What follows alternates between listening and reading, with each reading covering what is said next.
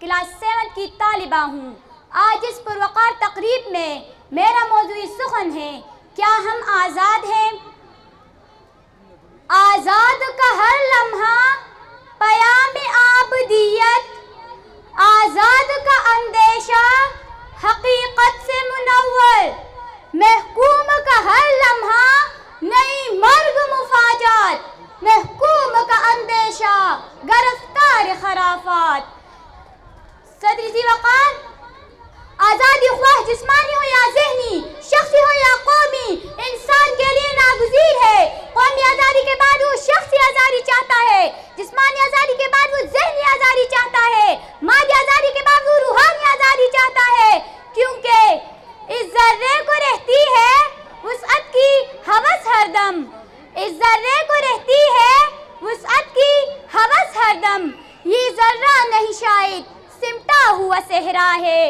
صدر ذی وقار، پچھلے 77 سالوں سے آزادی کا جو مفہوم ہمارے دل و دماغ میں ٹونسا گیا ہے، آزادی کے جس مفہوم پر ہمارا عقیدہ پختہ کیا گیا ہے، وہ یہ ہے کہ قابض غیر مسلم حکمرانوں سے حکومت حاصل کرنا آزادی ہے۔ یہاں پر انگریز راج تھا، وہ چلے گئے، اب پاکستان آزاد ہے۔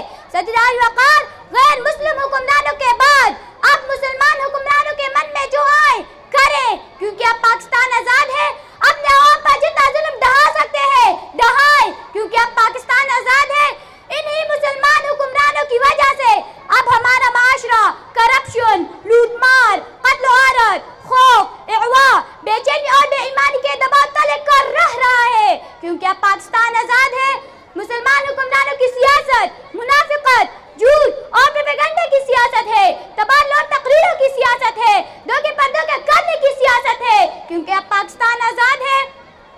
اقوام عالم میں اس لاچار اور بے بس ملک کو جتنا ہی ذلیل کر سکتے تھے کر چکے، کیونکہ اب پاکستان آزاد ہے۔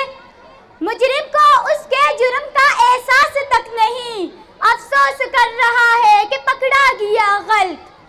میزان عدل ٹھیک ہے، پلے درست ہے، یہ کون دیکھتا ہے کہ تولا گیا غلط۔ صدر ذی وقار، سوال یہ ہے کہ کیا ہم آزاد ہیں؟ کیا ہم واقعی آزاد ہیں؟ نہیں صدر ذی وقار، نہیں۔ آج بھی ہمارے مقدس آئین میں ایسی شقیں اور استثناء موجود ہے جس کے تحت ہم گناہگار کو گناہگار نہیں کہہ سکتے، آئینی شکن کو غدار نہیں کہہ سکتے۔ طاقتور اداروں کی فاش غلطیوں پر ان سے پوچھنا تو درکنار، ان پر تبصرہ تک نہیں کر سکتے، ان کے خلاف عدالت نہیں جا سکتے۔